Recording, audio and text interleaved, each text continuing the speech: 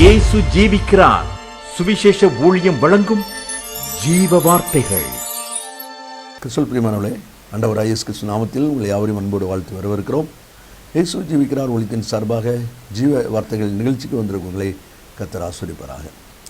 இந்த நாளிலும் தேவன் நமக்கு தருகிற வார்த்தையை நான் வாசிக்கிறேன், ஜெபத்துடன் கேளுங்கள். ஆதியாகமம் 49ஆம் அதிகாரத்தை நான் வாசிக்கும்போது, தகப்பனாகிய யாக்கோபு தன்னுடைய பிள்ளைகள் எல்லாரையும் அழைத்து அவர்களுடைய காரியங்களை குறித்து சொல்வதை அந்த அதிகாரத்திலே நான் வாசிக்கிறோம். யூதாவை குறித்து சொல்லப்பட்ட அனுபவங்களிலிருந்து சில காரியங்களை இன்றைக்கு நாம் சிந்திக்க இருக்கிறோம்.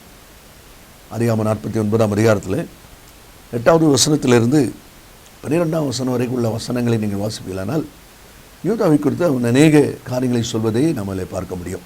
8ஆம் வசனத்தில், யூதாவே, சகோதரரால் புகழப்படுவன் நீயே, உன் கரம் உன் சத்துருடைய பிடரின் மேல் இருக்கும், உன் தகப்பனுடைய புத்திரர் உன் முன் பணிவார்கள் என்று ஒரு ருசியாக அந்த 5 வசனங்களிலும் அவ்விடமாக இருக்கிறதை நாம் அதில் பார்க்கிறோம்.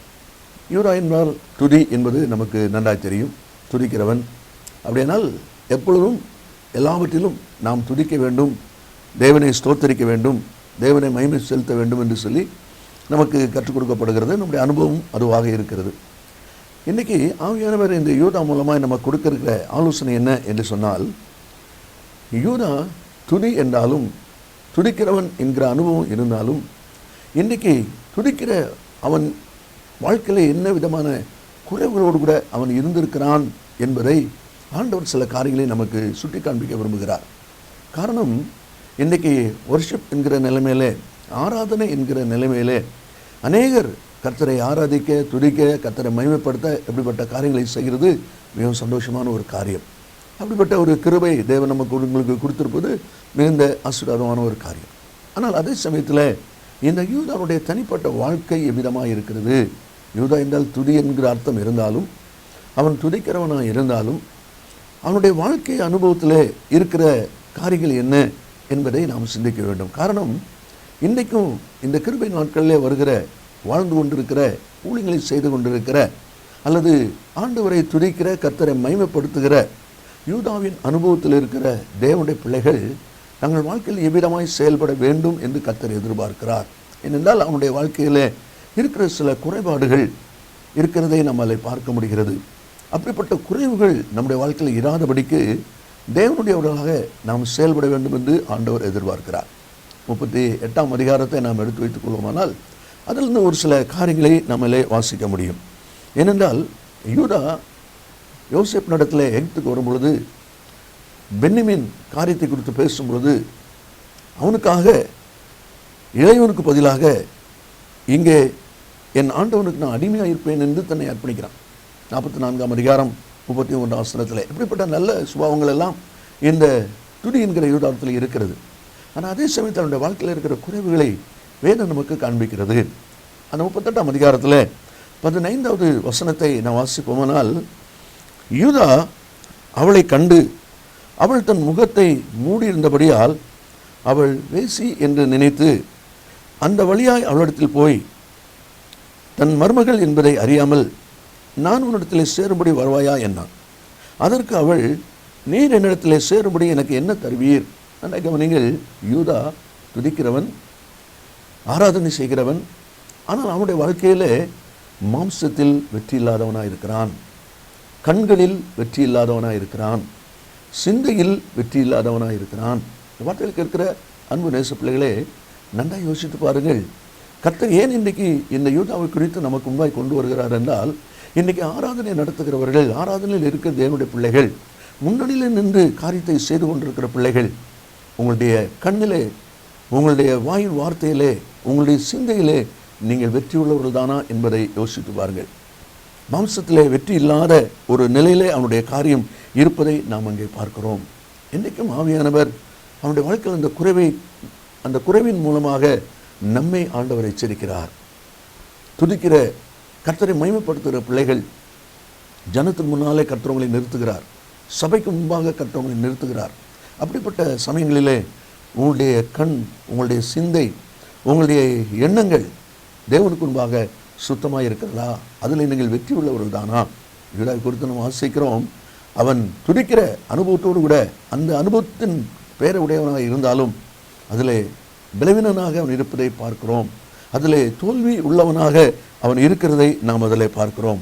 ஆதியாகமம் 3வது அதிகாரம் 6வது வசனத்திலே ஏவாள் அந்த கனியை பறித்து தானும் புசித்து தன் கணவனுக்கு கொடுத்தாள் என்று பார்க்கிறோம். எப்பொழுது? பிசாசுடைய சத்தம் காதில் விழுந்தபோது. அதுவரைக்கு அந்த பழம் சாப்பிடணுங்க என்ன வரல, அதை குறித்த சிந்தை இல்லை. எப்பொழுது இந்த சத்துருடைய ஒரு சத்தம் அங்கே கேட்குதோ, நீங்களும் தேவனை போல மாறிவீங்கிற ஒரு வார்த்தை கேட்குதோ, அதுக்கு பிறகு அவளுக்குள்ளே ஒரு தோல்வி அங்கே வருகிறதை நாம் பார்க்கிறோம். இந்த வார்த்தையில் கேட்கிற அன்பு நேச பிள்ளைகளே, உங்களுடைய வாழ்க்கையை நீங்கள் யோசித்து பாருங்கள். கர்த்தருக்கென்று ஆண்டவரை துதித்து சோத்திரத்தை மகிமைப்படுத்துகிற நீங்கள் எவ்விதமாக இருக்கிறீர்கள்? 1 ராஜாக்கள் 13வது அதிகாரத்தில் யெரொபெயா நாட்களில் நடந்த சம்பவத்தை வாசிக்கிறோம்.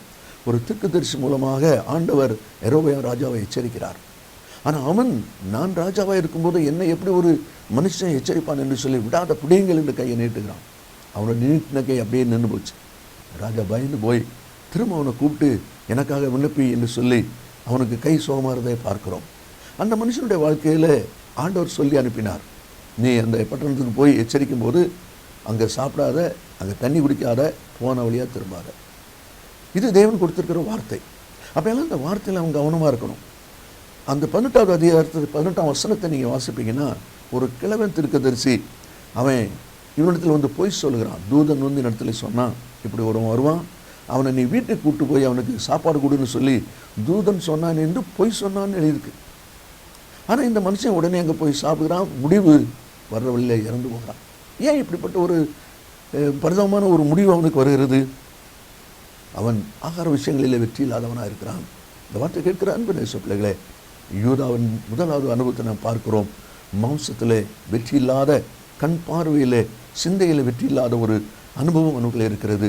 துதி ஆராதனை செய்கிற தேவனுடைய பிள்ளைகளாகிய நாம் ஒவ்வொருவரும் இந்த காலத்தில் எவ்விதமாக இருக்கிறோம் என்பதை குறித்து கவனமாயிருங்கள். இனி 2வது ஒரு காரியத்தை நான் வாசிப்போம். யூதா, இதோ இந்த ஆட்டுக்குட்டியை அனுப்பினேன், நீ அவளை காணவில்லை, நமக்கு அபகீர்த்தி வராதபடிக்கு அவள் அதை கொண்டு போனால் போகட்டும். நல்ல கவனிங்க, முத்திரை மோதிரம், ஆரம், கைக்கோல் மிக முக்கியமான காரியம். ஏற்கனவே கர்த்தர் நமக்கு அதை கற்றுக் கொடுத்திருக்கிறார். ஆனால் அவன் சொல்கிறான், அவள் கொண்டு போனால் போகட்டும். எவ்வளவு அசட்டையான வார்த்தை பாருங்கள், எவ்வளவு நிர்விசாரமான வார்த்தை. ஒரு தேவனுடைய மனுஷனுக்கு ஆரம், கைக்கோல், முத்திரை மோதிரம் மிக முக்கியமானது, கனத்துக்குரியது, மேன்மைக்குரியது. அப்போ எவ்வளோ மேன்மைக்குரிய இப்படிப்பட்ட காரியத்தை அவள் கொண்டு போயிட்டாளேன்னு சொல்லி பதற்றப்படாமல், வேதனைப்படாமல் போனால் போகட்டும். என்ன அசட்டை, என்ன நிர்விசாரம்! இந்த வார்த்தை கேட்கிறாங்க நேச பிள்ளைகளே. யூதாவின் அனுபவத்தோடு கூட துதியின் அனுபவத்தில் இருக்கிற தேவனுடைய பிள்ளைகள், ஆராதனையின் அனுபவத்தில் இருக்கிற கர்த்தருடைய பிள்ளைகள், ஆண்டுடைய காரியத்தை குறித்து ஜாக்கிரதையாக இருக்கணும். ஜாக்கிரதையாக இருக்கணும். உங்களுக்கு அசட்டை இருக்கக்கூடாது. என்னுடைய அசட்டு தன்மை நாம் அதில் பார்க்கிறோம். இப்படிப்பட்ட அஜாக்கிரதை, நிர்விசாரம் இருக்குமானால் இன்றைக்கு நீங்கள் உங்களை சரி பண்ணி கொள்ளுங்கள். கர்த்தர் இன்றைக்கு இந்த வார்த்தை நம்ம கொடுக்குறார் என்றால், ஆண்டவர் துடிக்கிற இந்த மக்கள் மத்தியிலே இப்படிப்பட்ட நிர்விசாரமான காரியத்தை அறிந்திருக்கிறபடினால் இன்றைக்கு நீங்கள் மனம் திரும்ப வேண்டும். நீங்கள் உங்களை உயிர்ப்பித்துக் கொள்ள வேண்டும். உங்களுடைய பாதைகளை நீங்கள் சரிப்படுத்திக் கொள்ள வேண்டும் என்பதற்காகத்தான் இந்த வார்த்தையை கர்த்தர் கொடுத்து கொண்டிருக்கிறார். நீங்களும் கொஞ்சம் கவனிங்க. ஆண்டுடைய காரியத்திலே, தேவனுடைய அழைப்பிலே, தேவனுடைய சத்தத்தில் நீங்கள் அசட்டையாக இருப்பீர்களானால் ஆசீர்வாத குறைவை நீங்கள் சந்திக்க வேண்டியது வரும். அதனால இந்த நாளிலே ஆண்டவர் இந்த எச்சரிப்பாக அந்த வார்த்தையை நமக்கு கொடுத்து கொண்டிருக்கிறார். 24வது வசனத்தை நான் வாசிக்கும் போது அதில் நாம் பார்க்கிறோம், என்ன செய்தி சொல்லப்படுகிறது? அவள் தாமார், யூதாவுடைய மருமகள், தவறாக நடந்ததுனாலே அவள் கர்ப்பவதியாக இருக்கிறாள் என்கிற ஒரு செய்தி அவனுடைய காது கேட்குது. அந்த செய்தி கேட்ட உடனே அவன் என்ன சொல்கிறான் பாருங்கள். யூதா, அவளை வெளியே கொண்டு வாருங்கள், அவள் சுட்டரிக்கப்பட வேண்டும். ஆக்ரோஷமாக சொல்கிறான், என் மருமகன் இப்படி தவறு நடந்திருக்காளா? அப்போ வெளியே கொண்டு வாருங்கள், அவள் சுட்டரிக்கப்பட வேண்டும். இவ்வளவு ஆக்ரோஷமாக பேசுகிறானே. அவள் உடனே அடையாளத்து பொருளை கொடுத்து விட்றா. இந்த நபர் மூலம் தான் நான் கர்ப்பவதியானேன். யோசித்து பாருங்கள். அப்போ இவனுக்கு அந்த தவறில் பங்கு இருக்குது. ஆனால் தன் தவறை உணரலை. அவளை மட்டும் வெளியே கொண்டு வாங்க, உடனே சுட்டரிக்கணும்.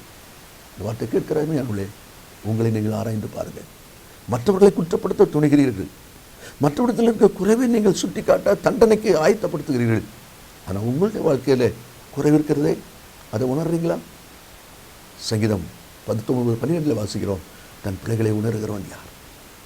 துடிக்கிறவன் தன் பிள்ளைகளை உணர்கிறவனாக இருக்க வேண்டும்.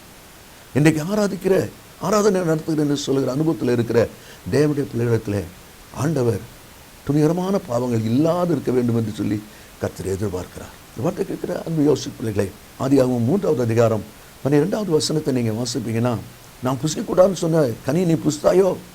ஆமாண்டவரே, முடிஞ்சுது. ஆனால் அவன் என்ன சொல்கிற பாருங்க, என்னுடனே இருக்கும்படி தேவரீர் தந்த ஸ்திரீயானவள் கொடுத்தால் நான் புசித்தேன். அவன் என்ன சொல்கிறான்? நீர் மட்டும் அந்த ஸ்திரீயை தராமல் இருந்திருந்தா நான் புசிச்சிருக்க மாட்டேன். அவள் குற்றவாளி யார்? கர்த்தர் தான் குற்றவாளி. நீர் எவ்வளோ தரப்பை தான் அவள் அந்த பழத்தை தான் நான் சாப்பிட்டேன், இல்லைன்னா நான் சாப்பிட்ருக்க மாட்டேன். என்ன வார்த்தை பாருங்க. அவன் செய்த தவறுக்கு சாப்பிட்டியா? ஆமாம், முடிஞ்சு போச்சு. ஆனால் அப்படியே தூக்கி ஏவாள் மேலே சொல்கிறதையும் அந்த ஏவாளை கொடுத்து நீங்கள் தான், அப்போ உங்களால் தான் இந்த பிரச்சனைங்க மாதிரி அவன் கொண்டு வரதை பார்க்குறோம்.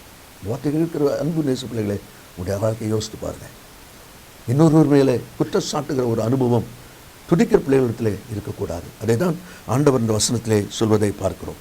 37வது அதிகாரத்தை நீங்கள் வாசிப்பில்லானால் கடைசியாக 31வது வசனத்தில், சகோதரர்கள் யோசேப்பின் அங்கியை எடுத்து ஒரு வெள்ளாட்டு கடாவை அடித்து அந்த அங்கியை இரத்தத்தில் தோய்த்து அப்பாட்ட கொடுத்து விட்றாங்க.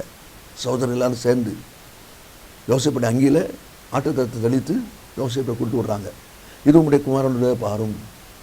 சகோதரெல்லாம் சேர்ந்து கொடுக்குறாங்க. அப்போ அதில் கூட யாரும் நிற்கிறா? யூதாவும் நிற்கிறான். அப்படின்னாலும் ஒரு தவறு, ஒரு மாய்மாலமான காரியம் நடக்குது, இவனும் அதில் பங்காக இருக்கிறான். பார்த்தீங்களா? அதுதான் இந்த சங்கீத புஸ்தகத்தில் நம்ம வாசிக்கும் போது அதில் சொல்லப்பட்டிருக்கிறது.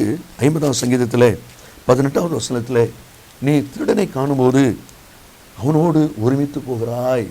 ஒருவேளை நீ திருடாமல் இருக்கலாம், ஆனால் நீ திருடனை காணும்போது அவனோடு நீ ஒருமித்து போகிறையே, அப்போ அந்த திருட்டில் உனக்கும் பங்கு இருக்குதே.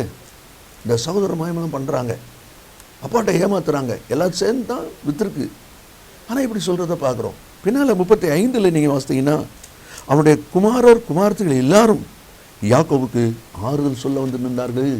குமாரர் எல்லாரும் வந்து ஆறுதல் சொன்னாங்களாம். அதில் குமாரரில் யார் ஒரு ஆள்? யூதான் ஒரு ஆள். பார்த்தீங்களா? அப்போ மாய்மாலமான ஒரு வாழ்க்கை.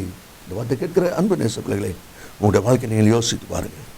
மாய்மாலமான ஒரு வாழ்க்கை நாம் செய்வதை கர்த்தர் ஒருபோது சம்மதிக்கிறது இல்லை. மார்க் சுவிசேஷம் 14வது அதிகாரம் 71வது வசனத்தை நீங்கள் வாசிப்பீங்களானால், பேதுருட்ட அந்த ஜனங்கள் வந்து கேட்குறாங்க, குளிர் காயும்போது நீ உண்டு.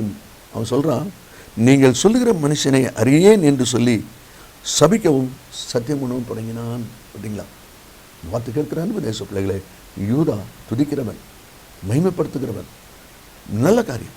ஆனால் அவனுடைய வாழ்க்கையிலும் சில குறைபாடுகள் இருக்கிறது. ஏன் ஆண்டவர் இன்றைக்கு அதை கொண்டு வருகிறார்?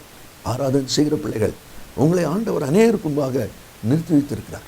அநேகருக்கு கர்த்தருடைய காரியத்தை நீங்கள் சொல்லிக் கொண்டிருக்கிறீங்க. அப்போ இப்படிப்பட்ட காரியத்தை செய்கிற நீங்கள் எவ்விதமாக இருக்கிறீர்கள்? அதை தான் அதில் வாசிக்கிறோம். யூதா மாம்சத்திலே, பார்வையிலே, சிந்தையிலே வெற்றி இல்லாத ஒரு மனிதனாக இருக்கிறான். ரெண்டாவது, அவள் கொண்டு போனால் போகட்டும் என்று சொல்லி அசட்டையாய் நிர்விசாரம் அவனுடைய வாழ்க்கையில் இருக்கிறது. மூன்றாவது, வெளியே வாருங்கள், அவள் சுட்டரிக்கப்பட வேண்டும் என்று சொல்லி தன் பிள்ளையை உணராத ஒரு நிலை இருக்கிறது. கடைசி வாசிக்கிறோம், மாய்மாலமான காரியம். இந்த வார்த்தையில் கேட்கிற அன்பு நேச பிள்ளைகளை, உங்களை ஆராய்ந்து பாருங்கள். நாம் ஜெபிப்போமா? இயேசு சீக்கிரம் வரப்போகிறார். நல்ல பிதாவே, நின்று துதிக்கிறோம். உங்களுடைய வார்த்தை ஆமென்று ஆமென் என்று இருப்பதுக்காக ஸ்தோத்திரம். அந்த வார்த்தை கேட்கிற ஒவ்வொருவரும் நான் துதிக்கிறவன் என்பது மட்டும் நின்று விடாதபடி அந்த குறைபாடுகளை நிவர்த்தி பண்ணிக்கொள்ள உதவி செய்கிறார்கள். இயேசுவின் நாமத்தில் பிதாவே, ஆமென் ஆமென். கர்த்தர் ஆசீர்வதிப்பாராக. கிறிஸ்துவில் அன்பு நேச பிள்ளைகளே, ஏற்கனவே நான் அறிவித்தபடி அந்த நகோமி என்கிற புஸ்தகம் இப்பொழுது நம்முடைய கரங்களில் ஆயத்தமாக இருக்கிறது. ஆவியானவருக்கும் நகோமிக்கும் உள்ளதான அந்த உறவை பற்றிய ஒரு ஆழமான கர்த்தனை இந்த புஸ்தகம் உங்களுக்கு ஆசீர்வாதமாக இருக்கும். அதனுடைய விவரங்களை நீங்கள் இடத்தில் கேட்டு பெற்றுக்கொள்ளுங்கள். கர்த்தர் நம்மை ஆசீர்வதிப்பாராக.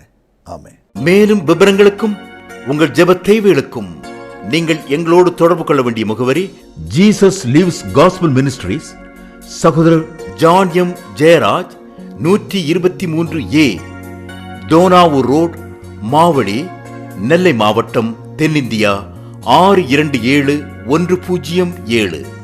செல்போன் 9443113292.